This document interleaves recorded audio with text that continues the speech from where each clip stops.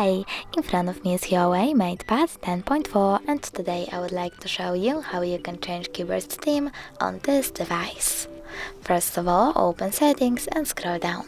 Now tap on System and Updates, click on Language and Input, your currently used keyboard, and Themes. Over here tap on Custom and tap on Start. Click on Add Image over here and choose Allow. Now you need to tap on the photo that you want to set up and tap at the top right corner over here to save it. Then adjust background darkness by swiping left or right and tap Done. Lastly, you can click on the switcher next to keyboarders and symbols to turn them on or off, and when you're done, click Done at the top right corner.